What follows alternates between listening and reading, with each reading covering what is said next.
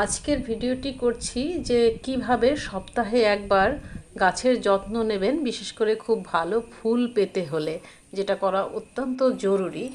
তো টবের মাটিগুলোকে এরকম দেখবেন শক্ত হয়ে যায় মাটি, ভীষণ স্টিফ হয়ে যায়, সেটা যেন না হয় সেই দিকে খেয়াল করতে হবে। মাটিগুলোকে ঝুড়ো আছে কিনা দেখতে হবে, এবং যদি ঝুড়ো না থাকে তাহলে একটু খুঁচিয়ে সেটাকে আলগা করে দিতে হবে, যাতে মাটির উপরিভাগটায় অক্সিজেন ঠিকমতো পৌঁছতে পারে। আরেকটি গুরুত্বপূর্ণ কাজ, এক সপ্তাহে যেই ফুলগুলো ফুটে যাবে সেইগুলো এইভাবে ছিঁড়ে ছিঁড়ে গাছের থেকে ফেলতে হবে। এবং কোথায় ফেলবেন? ফুলগুলোকে টবের মাটিতেই দিয়ে দিন, ওটা আবার সারে পরিণত হবে এবং ওটার থেকে কিন্তু গাছ পটাশিয়াম পাবে কিছুটা, যাতে আবার পরবর্তীতে যেটা ফুল ফোটাতে সাহায্য করবে।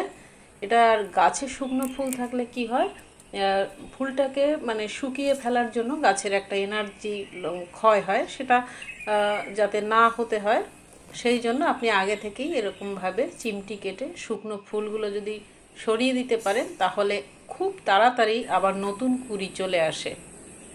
এবং এটা কিন্তু অবশ্যই একটু ডাল সহ ছিঁড়ে ফেললে খুব ভালো হয়।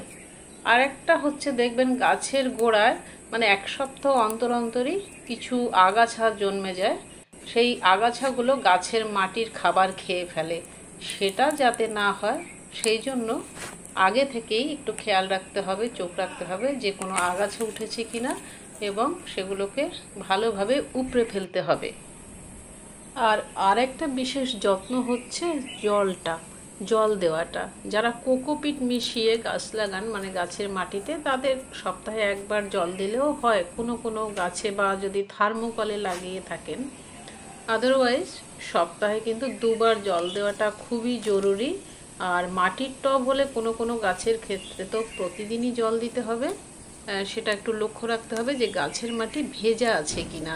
ভেজা থাকলে জল না দেওয়াই ভালো। সপ্তাহের কোনো একদিন উচিত আমাদের টবের মাটিটা যাতে একটু খটখটে শুকিয়ে যায় সেরকম করে দেওয়া।